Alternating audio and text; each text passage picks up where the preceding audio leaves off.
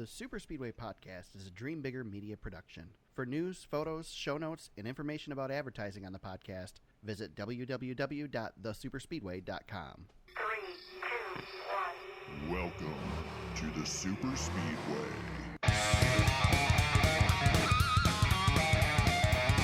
here they come to turn 10, the final turn. Gragson gets underneath. Gillen and Gragson go side by side and around. Justin Haley is going to come through and win in Canada. Welcome to episode 76 of the Super Speedway Podcast, recorded Wednesday, August 29th, 2018. I'm your host, Eric Young, and I'm joined, as always, by my co-host, James Cush. James, do you look forward to what the intro is going to be each week? Because I don't tell you in advance. No, I really like that one. And that's a great call, by the way. Yeah. Just so well done. I don't want to rip on Vince Welch because I know what they do is really, really, really hard. And yes, you're right. That particular call was really good. He nailed that part. Yes, I've heard a lot of not nailed calls lately from Fox, but it's hard. It's hard to do. It's really tough to do. It's also really tough to do when you have someone like Michael Waltrip in the booth who tends to just do what he wants. And I don't know. There's times when I feel like the only thing good left in the Truck Series broadcast is Phil Parsons. But right. I don't know. Right. This is a great way to start the podcast. Yeah, it is. Yeah, we went right into the broadcast talk, which is always good. Both you and I have had a frustrating evening at least, and so we're probably just going to complain about everything tonight. So be ready, guys. Yep. Yeah. We're going to take out some frustrations and maybe throw some people under the bus. I don't know. Right. We'll see. Could be. So we did not have a cup race this weekend, but we had a couple of races still. And what better than a couple of races on road courses to talk about with the NASCAR Camping World Truck Series and the NASCAR Xfinity Series? I don't even want to start calling it the NASCAR Gander Outdoors. The Gander Outdoors Truck Series. I'm not even looking forward to next year. We're just going to have to stop talking about the trucks next year. I really miss that it used to be Craftsman. Yeah, I do too. I feel like Craftsman Truck Series or the NASCAR Super Truck Series. The Super Trucks was cool. I mean, I'm pretty excited about the fact that Craftsman sponsors World of Outlaws, so that's cool for them. Yes. Yep. But yeah, I do miss the old Craftsman Truck Series, but I'm used to Camping World now. Totally used to that. Camping World is ingrained. Now we're gonna switch to time to switch the Gander Outdoors. I really do believe that NASCAR. We're just gonna complain about stuff, guys. It's what's gonna happen. I do wish NASCAR, and I understand why they had the entitlement sponsor as part of the name of the series, but I really wish it was just the NASCAR Truck Series brought to you by Camping World or something like that. Oh yeah, because it's a pain to have to. You spend 3 years trying to pronounce the series correctly, and then 4 years later, the sponsor changes, and now you're doing it again. Yeah, well, we just got used to Xfinity, right? And we're still trying to get that down. Well, but everybody says the Cup Series wrong because it's the NASCAR or that's the Monster Energy NASCAR Cup Series, not the NASCAR Monster Energy Cup Series, but. It's almost like somebody who may have some addictions was making all these things. Oh, yeah, maybe. Could be. I work right by a Gander Outdoors, and it's a nice store. I'll just say that. Yeah, I can't. See, I won't be completely negative on tonight's podcast. Yeah, I can't rip on them at all. I'm with you there. It's a good company to have as part of. I mean, obviously they've been a part of NASCAR, but it's not bad. Yeah. I'm happy they have an entitlement sponsor. Could be worse. That's right. So. Yep. You could wait until January to make that announcement, so at least they got that taken care of. There you go. So speaking of entitlement sponsors, the Chevrolet Silverado 250 was held at the Canadian Tire Motorsports Park this weekend for the Camping World Truck Series. I got all the sponsors in there, I think. Soon to be Gander Outdoor Truck Series. Exactly. So let's talk a little bit about this Truck Series race because this was the talk of the weekend. I have a feeling we're going to focus on it a little bit. I think you and I are going to disagree probably because we tend to disagree about this sort of thing. So you heard in the intro the dive bomb move by Noah Gragson coming into the final turn 10, and he's trying to pass Gilliland, I guess, maybe trying to use Gilliland as the turn. Either way, they both spin. Probably the least effective way you can complete a last corner pass because both of them crash. And Justin Haley squeezes by, gets the win, moves on to the next round of the playoffs of the Truck Series. That is one thing to remember. This was the first race in the Truck Series playoffs. What better place to freaking do that? I'm telling you. Oh yeah, I love it. So let's talk about the pass first, James. What are your thoughts on the pass? I'll let you go first. Don't leave the door open, Todd. Maybe we're not going to disagree. He left the door open. He did. And, he got loose in 9, and that opened the door a little bit. I don't know that there's anything he could have done to close the door anymore. But, yeah, you left the door open. It's if Gragson hit him in the rear, I have more of – first of all, anybody – here's my little soapbox moment. For the entire season, we need more of this stuff. We need people bumping and running into each other. We need Dale Earnhardt back. We need the old days of, and then a couple guys get together on the last turn and the last lap and wreck. And oh my God, that's horrible. Gregson's like, seriously, make up your mind, people. What do you want? Yeah, I know. This is what we've been asking for. We got it. But yeah, if Gragson would have hit him in the rear and spun him out, then I'd be saying, bad on Gragson. The Chase Elliott move, or I can't even talk. The Canadian Tire Motorsports Park has led to some of the greatest last corner finishes we've had. It's been like 4 out of the last 6 has been a last lap Ryan Blaney was a good one. Blaney is a perfect example of how to execute this move correctly. 2014, I think that one was. Yeah. Chase Elliott was the year before. That's when Chase Elliott. Now go back and watch that. Chase Elliott just pile drives Ty Dillon. Yeah. And then the worst one was John Hunter Nemechek. Yeah. Who turned right, didn't even turn left, turned right, and he was just trying to save a loose car, James. Oh, he blew up Cole Custer. That was bad. And then what was the one the year before that? Well, there was last year's, which didn't happen in the last turn. It happened like 4 corners before it. Yeah. So, and was it Cindric that did it last year? Yeah, I think it was Cindric. Yeah, Cindric won last year. Yeah. So. That track, I tell you. That's fantastic. Let me be the first to say it. Let's get Canadian Tire Motorsports Park in the Cup Series schedule. Let's run it every other weekend. We'll run that in Bristol. I'm kidding, of course, but I love this place, man. I know. This is one of those races. It's just like Eldora. I mark it on my calendar as a Truck Series race that you can't miss. Most of the Truck Series races are like that anyway. If you're watching NASCAR and you're not watching the Truck Series, you're missing the best racing of the weekend every weekend. But this place produces this type of stuff. So here's a question, and I didn't put this in the notes. We like the move in that he shouldn't have left the door open. You're Kyle Busch now. What do you think? Oh, I'm furious if I'm Kyle Busch. See, I feel like if I'm the team owner, I want that guy. I want to see my team win, yes. But Gilliland is racing for a win and a win only. Gregson's racing to get into the next round of the playoffs. Championship. Yeah, he's in championship hunt. I feel like, I'm sure Kyle Busch was mad. I'm sure he talked to both of these guys, but I feel like he's a hypocrite for getting down on him if he did. Oh, yeah. Because Kyle would have done it. Yeah. There's not anything Gragson did that Kyle wouldn't have done. Yeah. I mean, Gragson dove it in real hard, and I think if Gragson could have hit the old NASCAR video game rewind button, he would have maybe just gingerly kind of went in there. Right. And not took himself out, but the way he kind of dove in there, it's just a racing deal. At the end of the day, it's just a racing deal.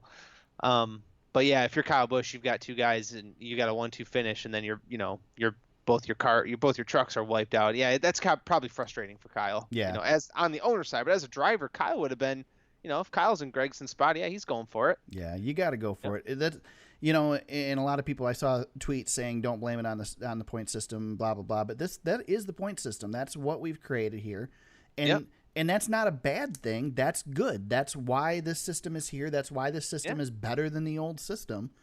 Is that you can, your fate can hinge on something like this. Yeah. And you need to go for it. And it's not, especially in the Truck Series, you're only going to eliminate 2, but it's a smaller field to start with which you can argue the Cup Series is too big of a field. I kind of feel like 16 cars is too big.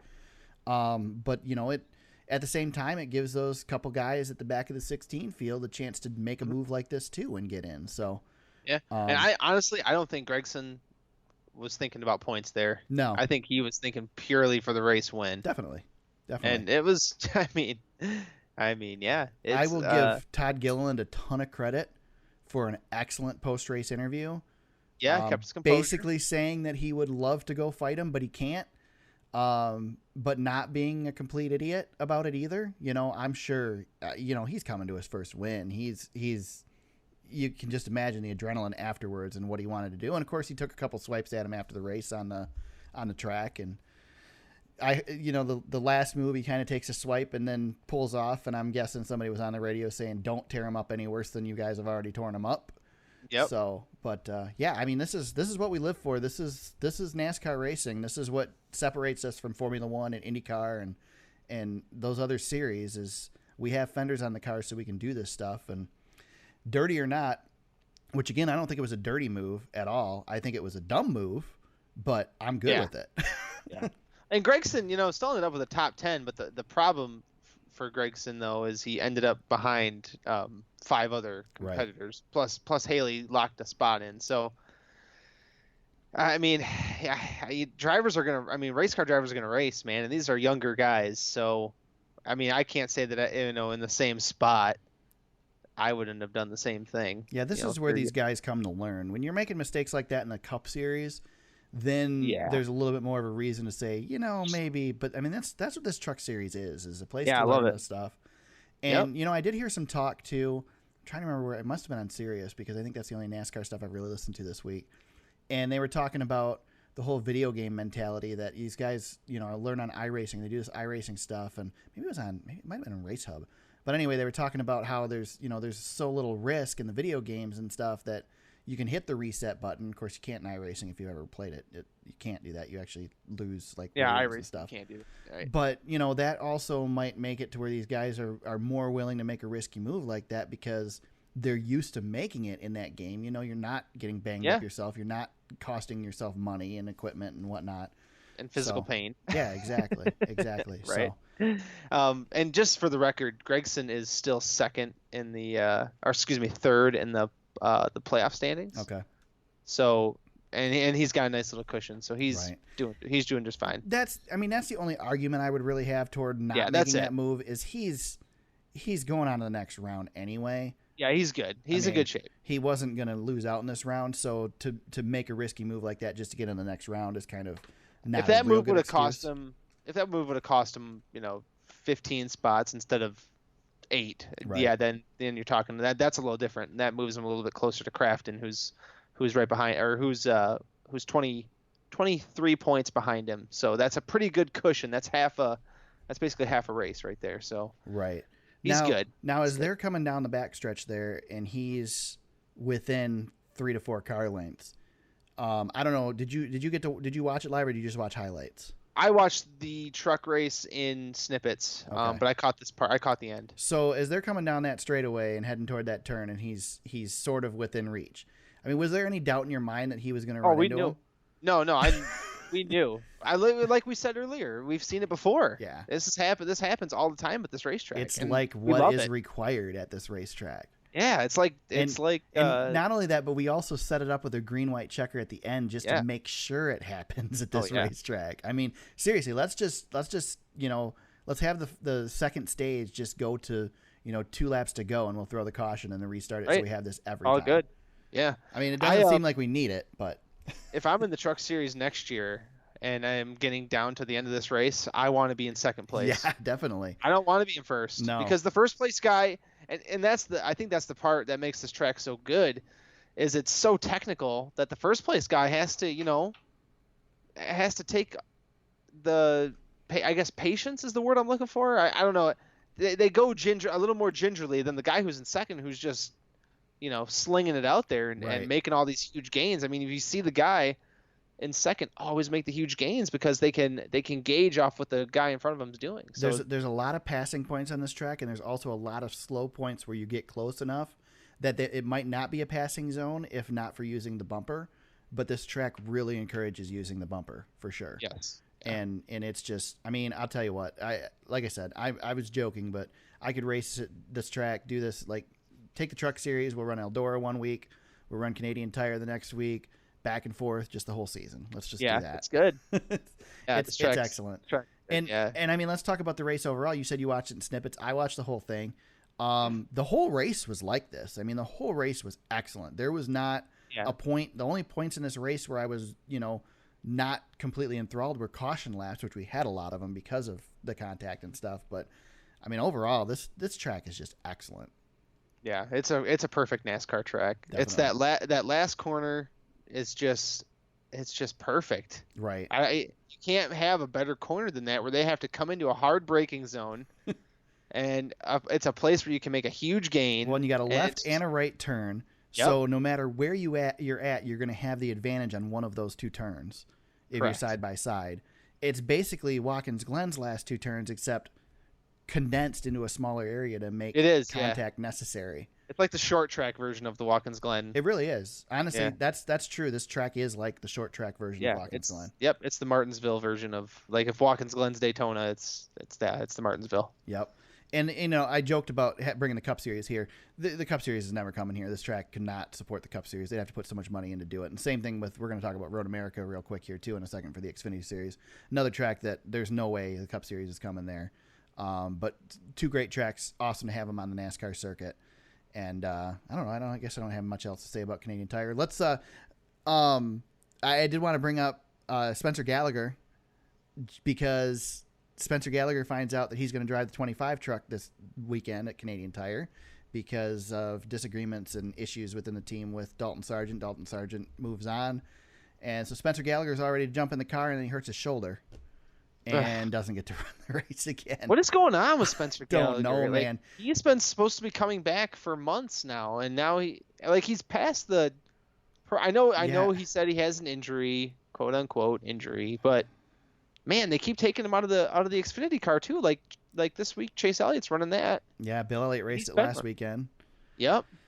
So yeah, I don't know. Weird. I don't know what's going on there, but it is interesting. He's been in the car one race so far since coming back. Yeah, coming back, and that was at Kentucky, right? Yeah, Kentucky. Yeah.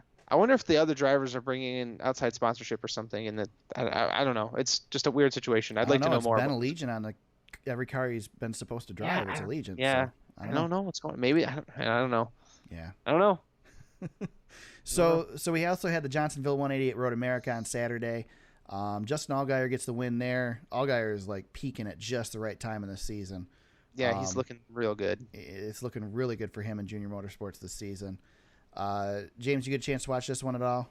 Yeah. Yep. Caught. Actually, I caught about the second half of it. What'd you think of this one? Another track that I love watching Road America. I don't know if it's just the road courses or what, but good racing throughout. You got a handful of cautions that kind of bunch the field up a few different times, but yeah, Justin Allgaier, just, I don't know. He's like the Xfinity GOAT right now. He's doing everything. He's doing what he's doing everything. Yeah. We'll see if he can hold it out through the rest of the season. The thing with Road America is this is the track to me that proves that the argument that we can't run the boot at Watkins Glen is complete BS. Because the argument is that the field will get too spread out. This is a 4-mile track, guys. This is twice as long as Watkins Glen. And yes, they get spread out some, but do we not still get good racing? We get great racing here. Yeah, they absolutely. I mean, do. Allgaier stunk it up a little bit when he was getting out ahead, but for the most part, the racing's good here. And, the caution laps are agony. I'll give you that. I mean, it's pretty bad when you take 2 commercial breaks during just the pre-race pace laps. But, yes. You can't blame them. I'd rather they take commercial breaks during those than during the green flag action. But, the pace laps and the caution laps are agony. But otherwise, this track works. I feel like we could get our well. cautions in one lap there. Yeah. That's the thing. Like this whole NASCAR laps. thing where they have to give the one to go at the line. They used to do a thing on road courses where they'd give one to go on the backstretch. And I wish they'd do that a little bit more, because I think you can usually, like you said, have the track cleaned up by the time they get around. Right. And I don't know, I don't really care about having to have the pit road open for, 2 laps or 3 laps for pit stops. As long as everybody has the same deal when it comes to pit stops, I don't think it matters whether you open. You can just leave pit road closed even. If it's the same for everybody, what's the difference? Right. So, I mean, obviously you'd have to have some sort of formula to figure that out, because you don't want it to look like you're deciding to keep pit road closed to, screw somebody's strategy up or something. Right. There's anytime you do something like that, there's more reasons or more opportunities for people to blame NASCAR for something. But I don't know. I guess I don't have anything else to say about Road America. How about you? No, not much. We didn't have it in the show notes, but the Connor Daly thing was Yeah. really weird. That was kind of the biggest news out of the weekend from Road America. I heard people defending it and talking about how, and for the record, those of you that don't know, Connor Daly had sponsorship with, who was it with? Lally? Lilly Diabetes or whatever. Lilly, that's it. Yep. And basically, it was discovered that like 30 years ago, his dad had made some racist comment or something, and Lilly said, "No, we can't be a part of this," and pulled themselves off the car. And they ended up getting different sponsorship, I think, for the weekend, but it was a whole big mess. And like, I heard people defending it in that you can't show that you're tolerant for this stuff and whatever. But it's like, it wasn't Connor that did it. Like, I don't. Yeah, I know. Victim by association or guilty by association. You're never gonna hear me sympathize with racial talk or anything like that. But right. It happened 30 years ago when whether things were correct back then or not, it was maybe more different accepting time. of it. Yeah, it's different times. Okay. So, Yeah. do we want to start going back into history books and start penalizing NASCAR? I mean, we could go back into history books and penalize drivers that have raced in NASCAR very easily. So let's not play that game. Look what the sanctioning body did to Tim Richmond. Just do that research exactly and see how bad that was. But so this is 2018 though, Eric. That's the problem. I know. I think we're in a hypersensitive society right now, and there's a lot of reasons for that, and we don't have to get into any of that. But it's Lily's choice to do what they want to do. That's right. It's their money. So it's their money, and if they say if Lily looks at it and says, you know what, no, we don't want to spend our money here, then what are we supposed to do? Like Connor can be mad, right? But at the end of the day, he needs the sponsorship. So I don't know. That's a tough one. But anyway, we don't have too much time on that. I just thought it was a weird little deal. Yeah, I agree. I didn't even realize that was his relation until. Yeah, I didn't either. I mean, I read the story on like Deadspin, and I was like, oh, that's interesting, because I saw Indianapolis Motor Speedway was involved, and then I didn't really think anything of it. Right. And then we get to Road America, and all this other stuff comes out. I'm like, oh, okay, very good. Yeah, I caught on the tail end of it. I saw somebody put something on Reddit about the fact that he didn't have the sponsorship on the car anymore, and they thought that was weird. And then I didn't hear anything more about it until actually after the Xfinity race. So I didn't know what was going on with it. Who's so just switching topics really quick. Yeah. Because I feel like we're going to probably transition out of here. But since we're talking Xfinity, who's your pick right now for the championship? You've got Christopher Bell and Justin Allgaier. If you had to pick one horse, who are you going with right now after this weekend? Because we're getting down to the end of the regular season here. I think Christopher Bell's still going to come back and do it. I think Allgaier had a road course race. He's done well on the road courses as of late. I think to put the full package together, I still think Christopher Bell's going to pull through and do it. I think he's got the better equipment. Yeah, I think so too. Although the JRM stuff has been really good in the Xfinity series. Yeah, they're no joke. They're no joke. And I'm good either way. I'd totally be on board with Allgaier getting it. It's nice to see somebody who's been in the sport for a while getting some, kind of being in his prime right now. That's cool to see. So yeah, he's definitely in his prime. He's taking the Elliott Sadler route a little bit here, where he's taking a step back. But we don't spend a whole lot of time talking about Xfinity. I thought this might be a good opportunity just to touch on that just a little bit, because I'm kind of leaning your way too. Just from what I've seen so far, Christopher Bell is probably the guy. And then Allgaier, but right. And if I'm not mistaken, I think is this the last week coming up where we can have Cup guys in any Xfinity races? If it's the last week for the Xfinity series in the regular season, it is. I don't think they're allowed at Indianapolis because. Oh yeah, you're right. I think you might be right. Yeah, I think this is coming up. So Kyle Busch's last chance to get a win if he's even entered. So there's a lot of interesting stuff going on in the Xfinity series right now. So let's talk about Justin Allgaier real quick. This whole half hour thing is not going to happen. No, it's not going to happen. We never do. So we're not good at it. Real quick, we'll bust through news quick. Sure, we will. Sure. But so let's play this game. Justin Allgaier wins the championship this year. Should he get another opportunity in Cup? If somebody's willing to give it to him, I think he should. Yeah, I think he would deserve a shot.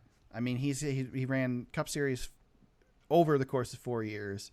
76 starts. He has one top 10 in 76 starts.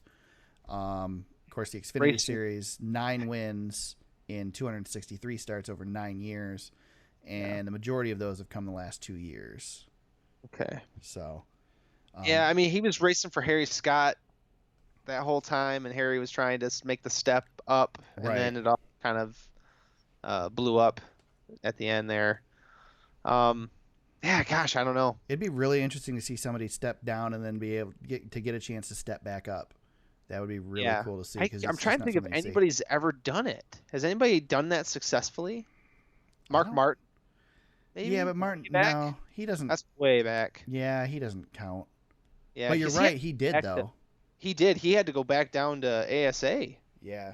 after he made a couple of attempts, but he's the only one I can really think of who's ever gone down and come back. Yeah, I mean, plenty of people have gone down and raced down, but Yeah. to legit come back and Martin Truex Jr. is a really good one, but he didn't go to the other series. He had a high profile ride and then right. turned his low profile ride into a championship ride. Yeah, he's the closest to That would succeed. Well, I mean, Kurt Busch too. You could say Kurt Busch too, but again, Kurt Busch, he didn't go down to Xfinity. He still he had to was in Cup. resurrect. Yeah, he had to resurrect it. Yeah. So Yeah, I don't think so. Yeah, that would be a great story if he could do it. He's having his best year of his career, and he's in that peak age right now. He's 32 years old. You know, if he's ever going to get another shot to go back up, this is it. And Dale Jr. said as much. He said this week, you know, we'd love to see him go up, but we've got a place for him here if he can't. So, Yep. Cool. Which is good. There Yep. you go. All right, let's talk some news. A few items on the news list this week. Nothing gigantic. Well, a couple of them pretty big. Let's start with the small one first. Rain tires approved for the Roval at Charlotte. I heard some people talking that there's no way they were going to run rain tires here. I was pretty sure NASCAR said right off the bat that it's a road course. We'll run rain tires here. Kez said it's not possible. Keselowski says it's not possible. Yeah, Keselowski says a lot of things. Yeah, I was going to say that. I love Brad, but he says a lot of things that I don't agree with. And one of those things is the All-Star package discussion, but we won't get back into that. Oh my God, that podcast be long enough. Yeah. So they'll have rain tires there. Second best chance for us to see a Cup race in the rain because you're never going to see it at Sonoma. So it's pretty much Watkins Glen or the Roval now. So we'll see what happens there. Yeah, seeing those cars try to navigate that high bank on a rain tire is. Can you imagine this race if the first one ends up in the rain? Because it's already going to be a crap show. Yeah, and it's a playoff race. It's going to be. This is one instance where I really hope they don't have to run them. Yeah, I would not the first one. Not the first one. Now, if you want to say let's have it rain on Saturday and run the Xfinity cars in the rain, I'm good with that. Yep, or in practice. Yeah. I'm fine with that too. Yeah, they won't practice in this. This is where that would be one, and having this race in general is one where Truex, Harvick, and Busch are all like, "Thank God we've did our damage in the regular season because this is going to be a wild card." It's going to be interesting. I can't wait for that thing. It's getting close. Getting close. We're getting there. We got a really good part of the schedule going on right now, and it's coming. Yes, we do. A little bit bigger news here. There are movements underway to bring the Nashville Fairgrounds Speedway, the Music City Motorplex, whatever it's called currently, back to NASCAR. And I think this would be a pretty awesome deal if they can get it done. There's a lot of roadblocks in the way. We have an Auto Week article in the show notes that talks about a lot of those roadblocks. But basically, Speedway Motorsports tried to lease the track in 2017 and failed to win the lease. It's owned by the city, which is part of the issue in that, you know, Speedway Motorsports doesn't want to put a bunch of money into a track they don't own, which is understandable. Right. Yep. There's also talk of they're trying to get a soccer team there, and where they want to put the stadium basically will make this track, it won't replace the track, but it will completely ruin any chance of parking and stuff for the track. So it would certainly interfere with a chance of having a NASCAR here again. Oh God, that's not good. Yeah. And the thing is with the I mean, a soccer thing, everybody's talking about soccer. They're talking about ripping the roof off Ford Field and putting a retractable roof in so they can have soccer. Well, there. and if you're the city of Nashville, what would you rather have? Right. I'm sorry. I know this is a NASCAR podcast, but when you're looking at dollars, soccer's big right now. Soccer's big, and the MLS people can joke all they want, and we've been saying it for 40 years that soccer's coming, but soccer really is like it's here. Yeah, And it is here, and who knows? Millennial thing. give it some time, and when we talk about football, we might not be talking about American football anymore. You No. know, I know. especially No, with all it's- the issues the NFL's having right now. Yeah, soccer's no joke, man. Yeah, you want a sport that's growing. This is the one right here. Yep. And there's also issues with money. I'm trying to find in the article here where they talk about how much it would need about $20 million minimum in renovations and improvements to meet current NASCAR standards. You're talking safer barriers for one, which is super expensive. And they need an infield care center as well, which they don't have. You know, when they ran the truck series at Eldora, they brought one in for that, but you need something permanent for the most part. You know, media center, all that stuff that's necessary now, even for, you know, the truck series. And let's not be ridiculous and think that we're going to bring the Cup cars back to Nashville Fairgrounds. It's probably never going to happen, but who knows? Maybe we can get one of the other series here. I'd love to see the trucks here for sure. Or an all-star type event or Yes, something. I know that was one of the talk, is that they could bring the all-star race here, which would be awesome. Mm-hmm. So yeah, whatever they could do to do it. This track is great. I'll tell you what, Darrell Waltrip would be right on board because this is like his favorite track. Won a lot of races there. It's a little bigger than a half mile. Yep. Fast. Yep.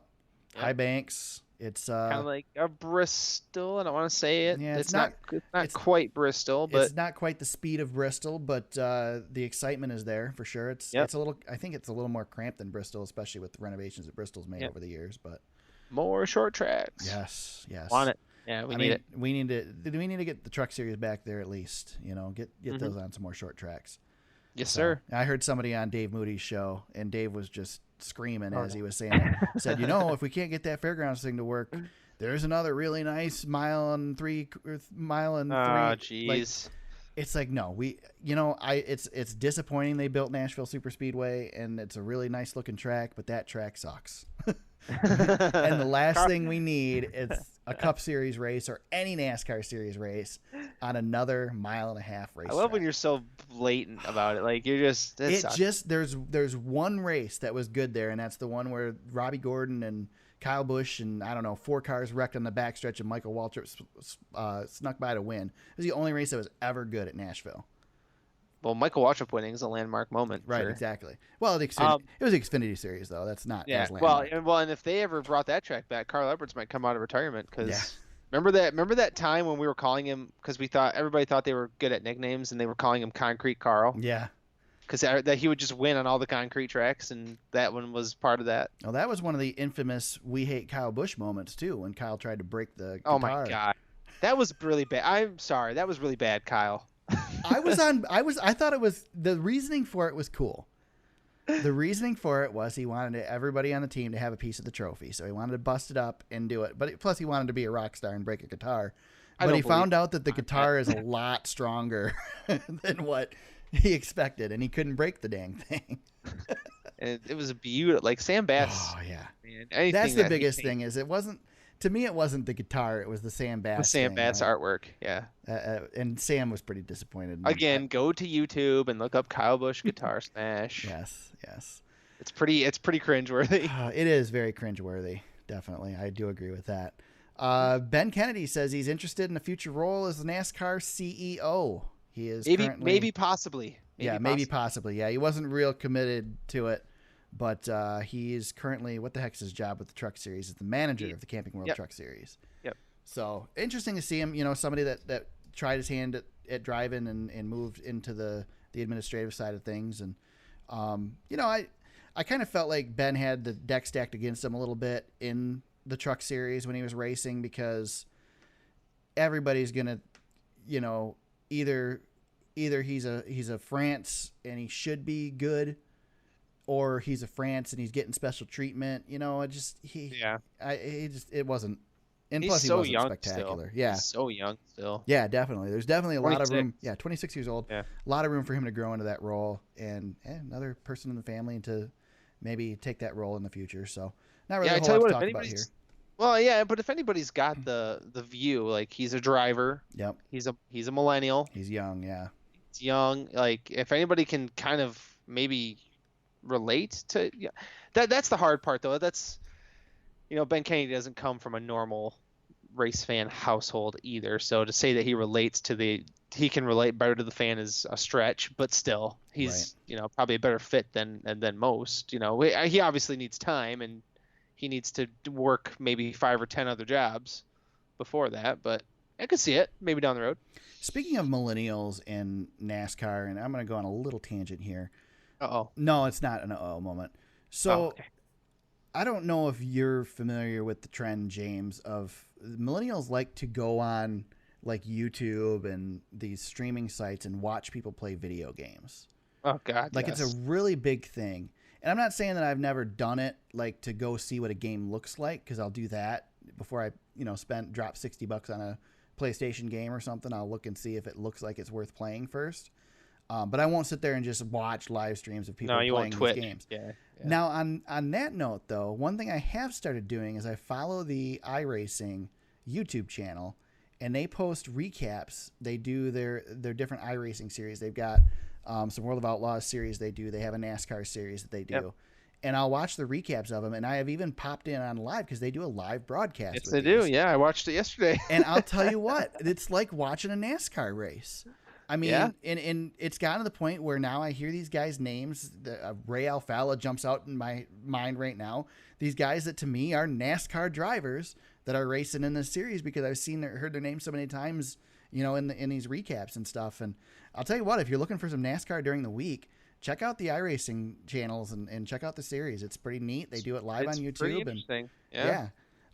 So yeah, I mean that's it's another thing with the millennials. You might not be able to get them to the track where it's noisy, but they're sitting there watching on their computers as people play a video game. It's crazy. Yeah, esports. We talked about soccer getting big. Esports is big money right now. A lot of money being thrown around. I know that the NBA just had a full league. They did not every NBA team, but most NBA teams have an affiliated esports team. Really? Like the Pistons or whatever, and they had this league, and the NBA's like the official NBA Twitter account and all this stuff, they're sharing highlights and just like real basketball, like top dunks of the season, best plays of the week. And I'm like, oh my God, I'm like, I used to play 2K. Right. Now it's an esport. And the same thing with iRacing. Like I actually checked in on the live feed last night. I was just curious to see what they were doing, and their all broadcast the is excellent. Yeah, it's good. The guys who announce it sounds like you're basically listening to MRN, kind of. And they all had throwback cars for Darlington, Nice. which was cool. So, yeah. Okay, so as Darlington you watched, the recap posted today. I haven't watched the peak recap yet, but the NASCAR Peak Antifreeze series is the NASCAR version. They have a sprint car series and a World of Outlaws late model series too that they run regularly. I'll sit there, and that's one that I'll watch. I'll sit there and watch an entire main for the late models. I think I sent you a video one time of Tony Stewart in iRacing on dirt. Yeah, like going back and forth with some like 13-year-old kid, which is really funny when you think about it. Right. But just NASCAR's got a huge involvement with esports. I think they see it, and they've got like a 13 to 16-year-old league. I know that they bring the champion Heat for the Peak Antifreeze series to Homestead, and they give him a trophy or check right on the stage at Homestead. That's awesome. Yeah. That's awesome. And I know like the NASCAR Heat video game, which is about to drop, I think next week. They have their own esports series, and they're like traveling from track to track. Yeah. And having like money competitions. It's crazy. It is really crazy. Missed my calling, man. If that would have happened 10 years earlier, I would have been right in that wheelhouse. I don't know though. I was always like really good at these games until I had to play against other people, and then I was terrible. Nothing worse than getting the new wrestling game and practicing it for months and getting really good at it, and then going to your friend's house who've never played it before and getting ready to beat up on them, and they just whoop you. Yeah, and you think you're good, like, because you're in your group of friends, and you're like, Right. we're good. And then, Yep. Yeah. No. Missed out. Last thing on the news, let's talk about Martin Truex Jr. because the Martin Truex Jr. saga is still underway. James, you sent this to me. I know Adam Stern's been tweeting a lot about it, and I trust pretty much everything Adam Stern says because he's usually right. Smart guy. And so lately, let's see. Let me go through the timeline here. So originally, they were talking about GMS coming up and making a deal with Furniture Row, buying the team or buying a part of the team, blah blah blah. And Truex was going to stay put. Then that was back on the 23rd. The 24th, apparently they met together and things were looking okay or something. I don't know. It seemed okay. And then the latest update as of today. Basically today, the talks have collapsed. There's talk that Truex may move to the 19 car at JGR, which was kind of one of my predictions. And Daniel Suarez might jump to Levine Family Racing's 95 Toyota. You sent to me, James. You think it's looking more and more like Truex will not be back in the 78 car. Yeah, I'm ready to say it. He's not coming back to the 78 car. I don't think he's coming back. Is there going to be a Furniture Row Racing at all? It looks like Barney Visser's he's selling high. Yeah. Which I guess if you're a businessman, then that's the way to do it. I don't know. I don't know why he'd want to get out now. He worked so hard to get to the mountaintop. Right. But... That's the thing I can't understand. Like, how you're there, unless things are not as good as they seem. Unless they're hemorrhaging money. I mean, he did have health issues though, and who knows? Maybe it's part of that. Yep. Maybe he just wants to be done with the stress of it. Who knows? I don't know. And they're running that team out of Colorado, and yeah. I mean, I guess if you're gonna sell it, what time to do it than when you just won the championship? Yeah, right. Yeah, he's at the top. But I think I feel like this should be a bigger story, and it's not getting covered as much. I argue that I don't know, but people know what to say, or they can't dig any harder than they are. But right, it is the fact odd. that Gluck tweeted, he said, "Yeah, talks are off. It's not." Or he was pretty quick about it. Like, yeah, it's not happening. And I'm like, well, Jeff, the fact that GMS met with Furniture Row, isn't that a bigger deal? Like, that's a huge deal to me. Whether they're going through with it or not, the meeting itself is a story. Like, that's a big story. Right. The defending champion, our reigning champion, is possibly out of a ride. Right. The only thing is, here's Truex another point in his career where he's looking for a ride, but fortunately for Truex, he's not going to have trouble finding a ride. No, but somebody out there is going to put him in their car, and to the point that Joe Gibbs is going to likely clear a spot for him and put him in their car if they can. Yeah. Or Stewart Haas Racing. Yeah, that's my pick. I still want to see him go to that 41 car. That's the dangerous combination right there. Yep. If Stewart Haas gets their paws on him. Which is why someone like Joe Gibbs is willing to move someone out who has promise, like Daniel Suarez. Suarez could certainly do the Eric Jones thing and go on loan to Levine Family Racing for a couple of seasons until Denny Hamlin's ready to hang up the hat. Yeah. So there's room for Suarez in the future. Of course, you've also got Christopher Bell waiting in the wings too. Who knows what's going to happen with him? So Bell said that he was asked about whether he's been in any talks for going to Cup this year, and he says nobody's talked to him. So he's not going anywhere yet. No. Yeah. Gosh, I don't know. I feel if you're like Stewart Haas, would you rather have Truex now, or would you try to snatch one of those? But it's it's all sponsorship driven, of course. If you can get Truex and Cole Pearn together, you go. That's for my it. thing, yeah. And I think I said that on the podcast, and yeah, I know I texted you like Cole Pearn. I think Cole Pearn's the get. Yep. Of course, you get him and Truex together, and you're gonna have a pretty good combination. But Truex, he's almost is he 40? He's almost 40.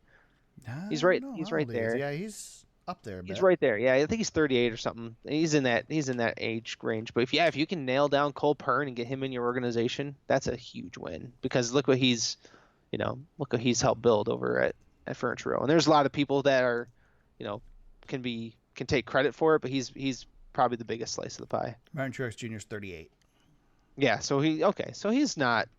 I mean, it's obviously he's the defending champion, so he's not ready to hang it up. But he's not a spring chicken either. Of comparison, Kevin Harvick, Jimmy Johnson, both 42.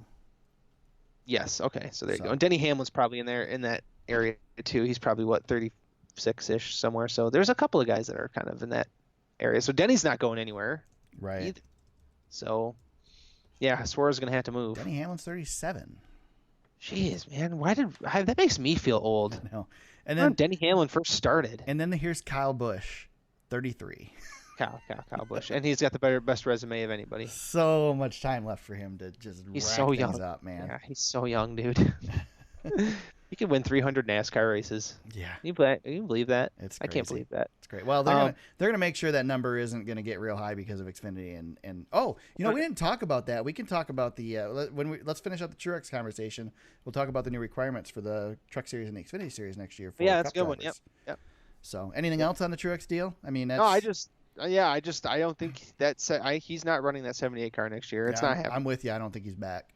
At Nope. this point, the conversations have gone too far. It's It's not either the happening. 19 or the 41, and hold your breath. Unless somebody steps in with a bunch of money for that car and can keep him there. That's And the only the way fact it's gonna that happen. the fact that this whole thing's going on right now, you can write them off on the championship too. They're not going to win the I championship. think you're right. It's going to be too Yep. difficult with all this distraction. If that even team, even if they sign something, even if something is set for next year, unless what's set is to stay put, it's going to be too much distraction for him to stay or for him to win. Yep. So, and Yep. I think you're going to start to see the effects of it right now, and I think Yeah. you may have already started to see it. Yeah, and the if- talks really started to happen around Kentucky. That's when we were sitting in the press conferences and the questions started being asked about contract, and it's been continuing and growing since then. So Yeah, and oh gosh, what was I going to say? No, I don't remember. Well, forget it. No, I was. Oh, here, I remember. I was going to say, yeah, Darlington. So he's been really good the last 2 years at Darlington. He won, and then last year, I think he hit the wall late and lost to Hamlin. But if he doesn't have a strong showing at Darlington, then yeah, maybe you can start having a little bit more worry. right, But yeah, true. Yep. All right, let's talk real quick about. I don't even have the notes pulled up here for the new rules for the Xfinity and Truck Series, but correct me if I'm wrong. The big change is that if you are a Cup driver running in the series, not only will the Cup driver not get points for the series, the owner will not get points for the series Stupid. as well. They get some points. They don't get the playoff Yep. points. They don't get the playoff qualifier. They get the Yeah. finishing points, I think is how it works. Yeah, they don't get the owner. Yeah, you have to have a driver competing in that series. So, I'm You so could tired have- of this stuff. Like, my just, God, yeah, and I get what we're trying to do, but I'm sorry. This so NASCAR convoluted, stupid. NASCAR has been the entire history of the sport. The big guys have been able to step down to the lower series and race, and just freaking let them do it. I'm tired of it. They're competing in the series. If they choose to go down and compete in that series, they should get the same benefits that anybody else that competes in the series does. I'm not a fan of this. You only get points in one series. I think it just needs to go back to the way it used to be. And here's something. And they talked about it on Sirius this week. I heard somebody talking about, I think it was Kyle Larson again, or maybe it was Casey Kane. I don't know. Somebody went down and they raced a dirt race, they raced a sprint car, and they won the sprint car race, and they're so excited. It's so cool. These guys, it's so great when Kyle Larson James comes down and races in the sprint car series and brings all this exposure to the sprint cars. But if Kyle Larson goes and races in the Xfinity series, he's not bringing exposure. He's stealing their money. Like, Right. okay, pick one. You can't have it both ways. If these Right. Cup guys shouldn't be going down and competing in the smaller series, then they shouldn't be going down and competing in the smaller series. And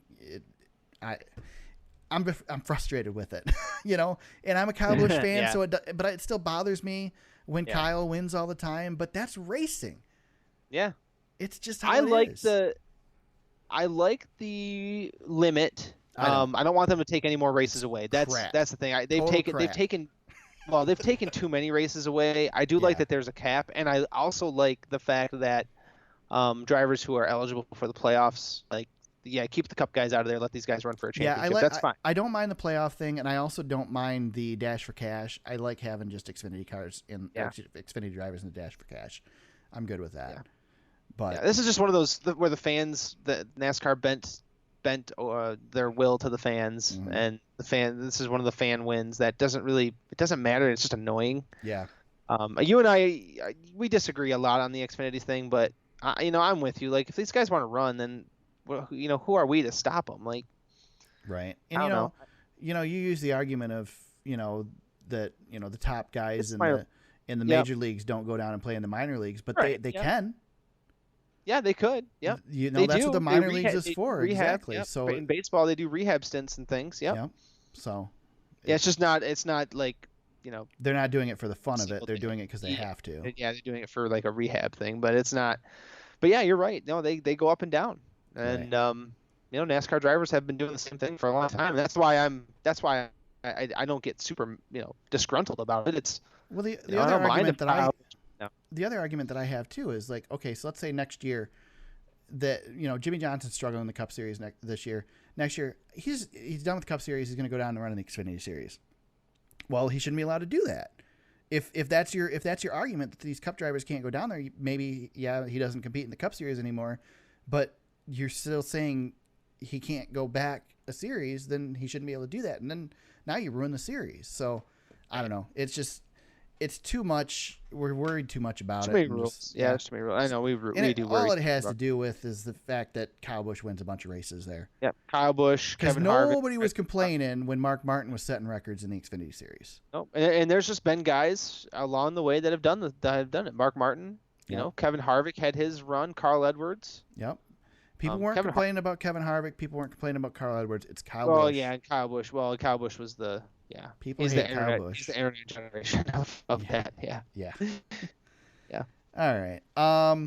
Let's talk Darlington. Car counts James. will be down. I was gonna say really quick. Yeah. Car counts are going to be down too. That's probably something we didn't. I don't think we mentioned that, but they're going to 38 instead of Yes. 40. Yep, 38 They instead of take 40. 2 cars away. I think they and left the trucks too. Did they take it away from the Truck Series? I think the trucks lost 2 as well. I can't remember. I don't have the article in front of me. Anyway, yeah, car count is down. I know that for sure. Car count's down in Xfinity. So Truck Series already seems like the field's really small when they take the green on yeah, the big they're tracks running now. 36. Yeah, they're running 36 right I now. think they're at 30. I thought they were down to like 33 or something. No, I think you're right. I think it is 36. Well, but they may only be getting 33 though. That's the kicker. Yeah. All right, James, let's talk about Darlington. It is the Bojangles Southern 500 this weekend at Darlington, and it is throwback weekend for the NASCAR Monster Energy Cup Series, which I didn't say the name correctly. Just like I said, nobody is saying the name correctly. I mean, what's not to love about this weekend, right? It's the best. It's my favorite weekend of the season now. Yeah, I'm with you. I mean, Darlington already is special. The Southern 500 is special. The fact that we've got the Southern 500 back on Memorial Day or on Labor Day weekend is excellent, and then we add the throwback to it and get to see all these old cars run around the track. It's just awesome. It's awesome. Yep. Good stuff. You got a really good thing going down there. I am going to throw you for a loop here real quick before we talk about our picks for the race, and I want you to pick out the best throwback car. Yeah. I was hoping we were gonna do best in show. I got to go on J-Ski real quick because I don't Yes. have the list in front of me. Yes. I've got 3. So can we do first, second, and then podium, like a top 3? Yeah, I'm good with that. You want to start with I've got my top 3 already. you want to start with number 3? Yes. I know what your 3 number 1's going to be. Number 3 is Stenhouse in the John Deere number 17. That's a pretty That good car. one. That one's really good. I That's like a that pretty car. Good one. So let me see. What's my number 3? This is tough because there's some really good ones. I have not scanned through these a whole lot, so I don't. I got to figure out which one's my number 1 first. No, I know my number 1. I got my number 1. Number 1 set. I am going to go number 3. Dang. Okay. Yeah, some good ones. I am going number 3, Joey Logano, the Pennzoil Steve Park throwback. Oh yeah, that's a good one. I don't know why I've always just loved that scheme, Yeah, but it's a I good love throwback. that scheme, and I was a big fan of Steve Park in that car. I liked Steve Park. Wish Steve wouldn't have had the troubles that he had. Yeah. I'm going number Car. 3 there. Yeah, that's a good one. What's your number 2?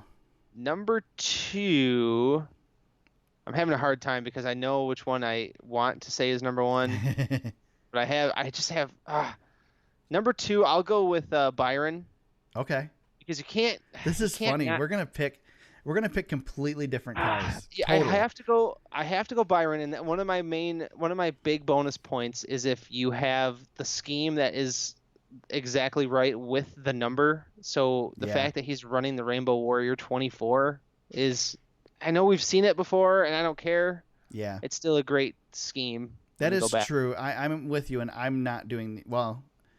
I am, but I'm not doing these by Well, number, and that's so- why I like the Stenhouse one so much. I love the car looks exactly like it. It's just not the 97. It's the 17. Right. which is great. But I love that John Deere car. Okay, so your number 2 is I do like the William Byron car.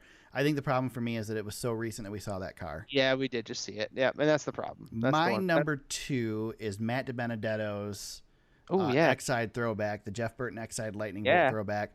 I love that car. That was I actually painted that car in NASCAR 2003. I raced that car in the game.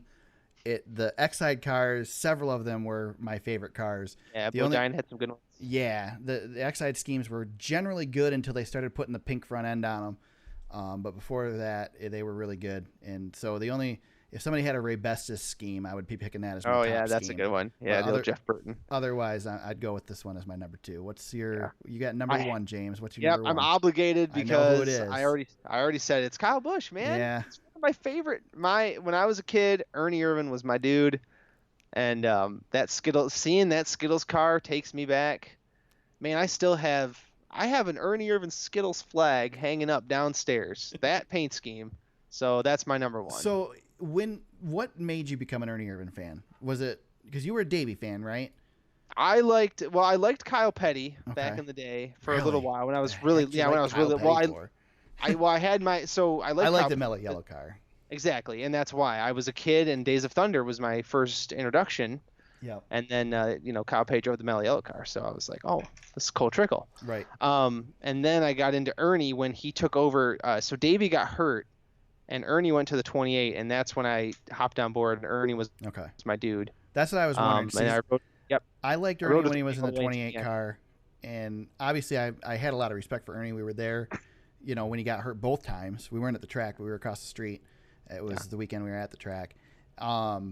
So I have a lot of respect for Ernie, but I was not an Ernie Irvan fan really Yeah. at the point when he was running the Skittles car. So I don't have the sentimental value with the Skittles car. And when I was at that age, those are your most influential ages, is when you're in what, you're 7, 8, Right. 9, 10. And that's probably why you liked Davey so much. Yeah. I'm assuming because you're a few years older than me, so Davey was coming up. Yep.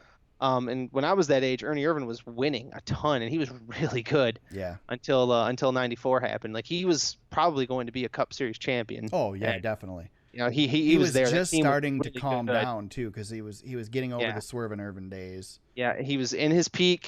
He was making a run at Earnhardt, and then he had his crash. It was never the same. And then I remember being really upset that in '97 when he got fired from Robert Yates. But it was my first. It was like the first time my favorite player changed a team or something. Right. You could never imagine your favorite guy driving anything different. But yeah, he went to Skittles, and I got all the stuff, and I was at that age, so it was a big deal for me. I will say that this is my number 1 pick for Reveal, because the Reveal was great. But that car's not my top 3. And my number 1 pick, I'll give an honorable mention to Clint Boyer's car because it's pretty sweet looking. Yeah, Clint Boyer's car's nice. My number 1 pick is the Miller Genuine Draft number 2 by Brad Keselowski. Yeah, that's a good one. That'd be probably my number 4. Love that paint scheme. I love that old style. I believe that was the 27 car when Rusty Yeah, drove it. 27. Yeah, yep. And That's a great car. I was not a Rusty Wallace fan at that time, but I like this car. A little bit of trivia for you. Back in this is probably why, because it was 1989, I think, was the Racing Champion Sears car set. You could buy it from Sears. It had like 10 or 12 Cup cars in it. And the Miller Genuine Draft number 2, of course, they don't put beer sponsors on kids' toys because it's inappropriate. But Right. there were some sets of this availability through Sears that actually had the Miller Genuine Draft printed on them. I have that set. Of course, it's beat up because I played with it and didn't save it. Of course. Right. But this was the car in the set. Was this 27 car? That's awesome. See, that's Yeah. a great callback. So that's what this weekend's all about, though, man. and That's it. Yeah, exactly. And the great thing is with Brad Keselowski running with Miller, there's a million opportunities for throwback Rusty Wallace schemes that are just excellent. I hope he runs the '96 scheme at some point with the red and the blue. Remember that one? Yeah. Oh yeah, that was a good one. Yeah, there's a lot of good Miller schemes. Yeah, to there run, are. so. There's a ton of good ones, and he's run them all. I mean, he's run a lot of them, Yeah. which are really cool. Just a quick rundown of some of these really great schemes, though.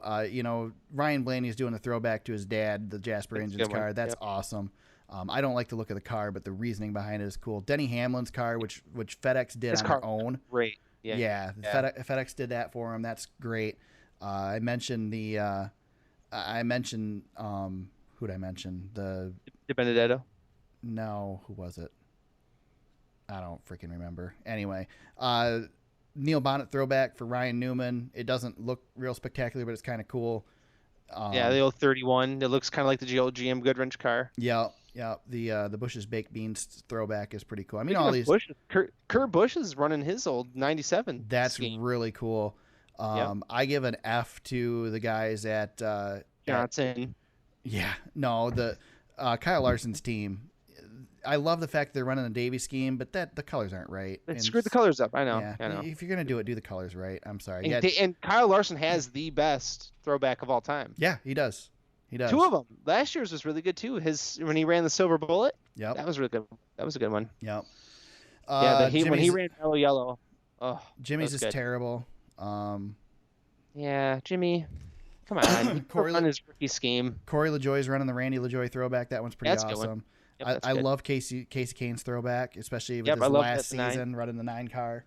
Yep. That's pretty cool. So there's a lot of good ones out there. Derek Cope's running the Derek Cope throwback. Yeah, the Bojangles. Yeah. That one's the best. That one's up for best in show. Like at the track, they have an actual voting, and he's going up against Byron. To be able to run your own throwback, him and Kurt Busch, that's just awesome. I know, and Johnson's in there. Johnson doesn't count. You can't throw back 4 years ago. I know. It's garbage. The Harvick schemes have always looked good too.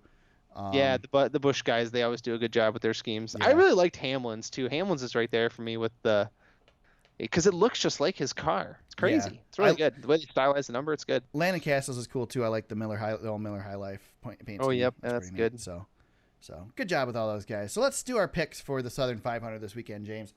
I get the first pick. I think I figured that out correctly. And yeah, you're good. I'm gonna make it real easy and just get it out of the way. I'm going Kyle Larson. Oh wow! I'm picking Larson. He's got a good average finish there. He's bound I was gonna take Larson. Were you? Yeah. He's bound to turn some stuff around. I want Kyle Larson this weekend. Yeah. My sentimental pick would be to go Jimmy Johnson and have Jimmy Johnson get it done and get a win again, but I'm going Larson. Yeah, I think with the track, word has it that the tires are really falling off this year. Yeah. So that's right into Larson's style. That's why I really like track. Yeah. If you're gonna take him, I gotta go with a good bullet in my gun, and I gotta take the greatest Darlington driver of all time, Denny Hamlin. That's a good one. Real good one. Just to combat your Larson, because I really like your Larson pick. Some quick numbers on Hamlin. He has 12 starts in his career. He has 10 top 10s, 2 wins, an average start of 9.4, and an average finish of 5.8 in his career at Darlington. He is really good there. Yeah. My dark horse, I'm going to go out on a limb here, and I'm going to say there's a guy in the field who could very well be running his last Southern 500 who likes to win big races and could really use a win. I'm going Jamie McMurray as my dark horse. Jamie, man. And speaking of which, you were supposed to get dark horse first, so sorry. That's fine. It doesn't matter. But you weren't picking Jamie anyway. So. No, I wasn't going to pick Jamie. Yep, going Jamie McMurray. That would be pretty cool to see him get another big win. That would be really cool. Yeah, add that to the list of his milestones. He's pretty much got them all. Yeah, it's about the only one he doesn't have. Yeah. This and the Bristol Night Race, right? I don't think he's won the Bristol Night Race. Yeah, Bristol Night Race isn't on there, but he's got Talladega. He's got a whole bunch of them, so that's a good one. There you go. I will go. I don't know if he counts. Well, he counts as a dark horse. I'm gonna go Austin Dillon. Okay, I really like what he's been doing lately. Yeah, I know he's got to win this season, but yeah, Austin Dillon because Austin Dillon and Ryan Newman are both good picks this weekend. Yeah, and Dillon, he's been showing us something the last couple of weeks. He's been running a little bit better. So the RCR guys are getting something going. I would love to see Dillon really do well and start getting some wins. You know, it's one of those again that he gets the whole he's there because of his name and because of his grandpa but you know he's a good driver. He's an excellent driver. I watched him race the late model at Tri-City and it was freaking awesome.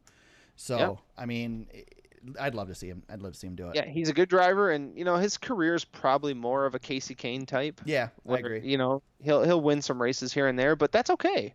You know, he's dang fine driver. Yeah. So Nothing wrong with that. All right, so Darlington is this weekend. I don't have any of the times. I didn't pull them, so just check it out this weekend. It's definitely worth watching. Excellent race. Best race of the year. No, Yeah, it's not good. really, but it's one of the best races of the year. It is one of the best. Yes, and, it is. And the sentimental value, if you're a longtime fan of the sport, I haven't heard, but I'm assuming we'll get Ken Squire and Ned Jarrett back again at some point. I think during the so, night. yeah. I hope so. Yep. It's worth tuning in just to see what Rick Allen's tie looks like this year. So Dale Jr. in the booth at Dale Darlington. Jr. in the booth at Darlington. He's excited. going to be great in Darlington because he's going to give us a lot of old stories, I'm sure. It's going to be good, Oh, yeah. good stuff. So He's already been geeked up all week on Twitter. I haven't been on the old tweeter much this week, so I have to check it out a little bit now going to Darlington. So, all right, James, I think we managed to go about an hour as usual. So where can people find you on social media if they want to chat with you during the week? At James Cush on Twitter. You can find me on Twitter at TSuperspeedway. You can find the podcast on Facebook at facebook.com/thesuperspeedway. You can find us on our website, www.thesuperspeedway.com. Bunch of coverage from some races this year. Our show notes are on there, so check those out. You'll see links to all the articles we talked about today, except for the ones that we added at the last minute with no warning whatsoever to anybody, including ourselves. You can find the podcast on there as well. We are now continuing to post old podcasts. You can go back a little ways in history. When we get probably when we get to the off season, I'm going to throw back up all of the old ones that we've done, so you can go back and listen to them. I just don't want to bombard you guys during a regular race week, so be prepared for that. We'll probably take a week off one time during the off season. I'll throw those all up there. You can find the podcast on iTunes, Google Play, and SoundCloud. Soon to be more places when I get some time to get it figured out. If you want to become a patron and support what we do, visit us at patreon.com/thesuperspeedway. I think that's it. I think I got it all out, James. Nice. So much for the Cup Series off week. Yeah, exactly. Let's watch some good stuff at Darlington this weekend. We'll be back next week to talk about that and get ready for the playoffs. We're almost there for the Cup Series. We got 2 more races, and we go playoff racing for the Cup Series. So good times. It's going to be fun to see what happens the next 2 weekends and see if somebody can sneak their way in, because the only way you're getting into the playoffs right now is with a win. Otherwise, I think we're pretty much locked. So we'll see what happens. So check it out, guys. We'll talk to you next week. Have a good one. Let's go racing.